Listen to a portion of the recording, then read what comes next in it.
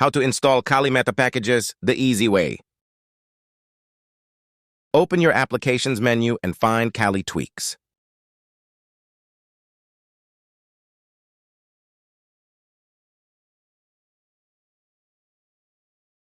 Using your arrows keys, navigate to Metapackages. Kali will do a quick repository update to grab the latest versions.